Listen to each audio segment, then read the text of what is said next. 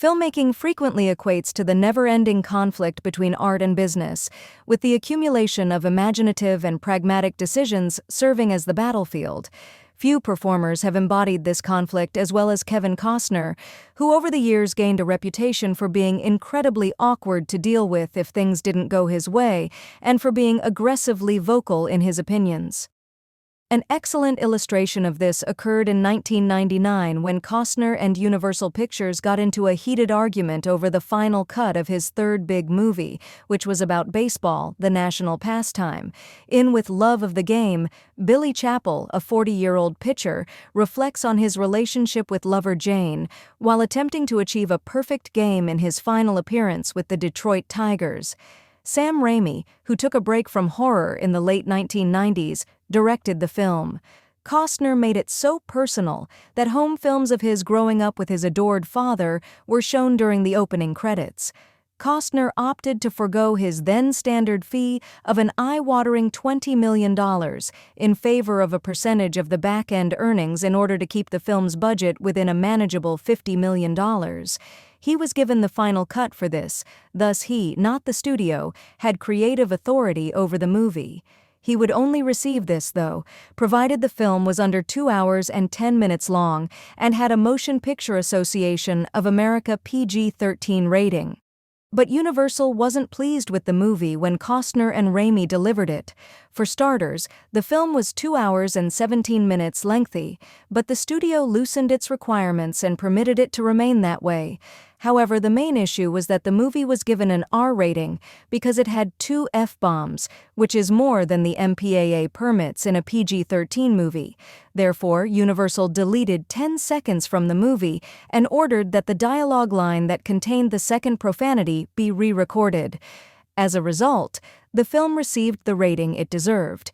Then, by criticizing Universal in the media, Costner went into business by himself. Why one F-bomb caused Kevin Costner to decline $20 million.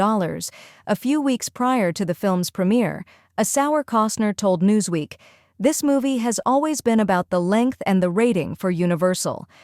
The content has never been the issue. It seems to you that a studio would prefer to release the best version of the film rather than the one they believe will appeal to the most number of people. The love of the movies, I believe, is waning," Costner said, acknowledging his disappointment that the company didn't even try to challenge the MPAA on the issue. Universal officials were understandably furious with Costner since they felt that he had endangered the movie's box office prospects.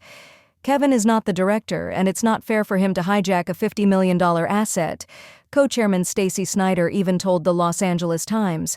She went on to say, "Our feeling is that we have backed the filmmaker, and his name is Sam Raimi, not Kevin Costner." However, Costner saw Universal's easy concession to the MPAA as more than just a compromise. It suggested the studio was consenting to release a subpar version of the movie.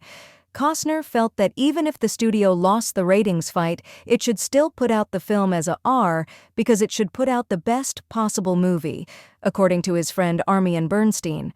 Costner was adamant that Universal's failure to accomplish this showed that the studio had never regarded him as a true creative collaborator.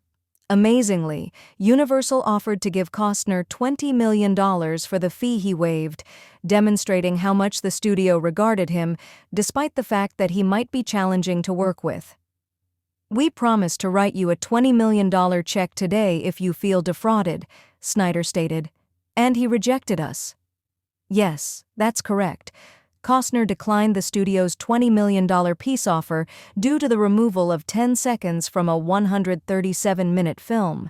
Perhaps he was being true to his morals, or maybe he was still counting on the movie becoming a big smash, which would earn him far more than $20 million when his back-end earnings were totaled.